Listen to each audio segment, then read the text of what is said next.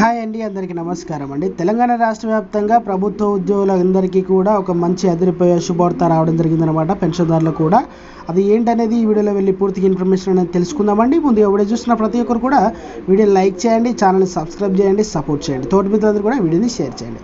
వివరాలు కనుక వెళ్ళినట్లయితే అసెంబ్లీ ముందుకు కీలక బిల్లులు అయితే రేపటి నుంచి వానాకాల స్పెషల్ ప్రారంభం అవుతుంది కాబట్టి అయితే ఈ నెల అంటే ఈరోజే 23 నుంచి ప్రారంభం కానున్న అసెంబ్లీ సమావేశాలకు రాష్ట్ర సర్కార్ పక్క ప్లాన్తో రెడీ అయ్యింది. పాలనలో దూకుడుగా ఉన్న రాష్ట్ర ప్రభుత్వం అసెంబ్లీ సమావేశాల్లో కీలక బిల్లులకు ఆమోదంతో పాటు కీలకమైన అంశాలపై చర్చించి కీలక నిర్ణయాలు తీసుకున్నదన్నమాట.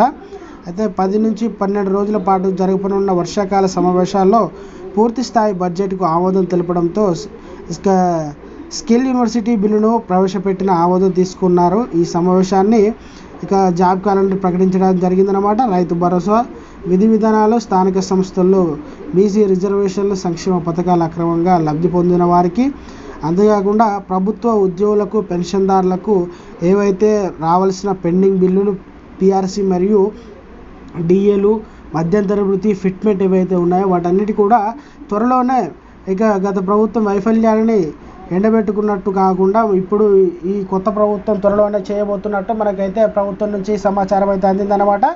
ఇది ఉద్యోగులకు సంబంధించిన అప్డేట్ అండి. వీడియో నచ్చినట్లయితే లైక్ చేయండి. Thanks for watching.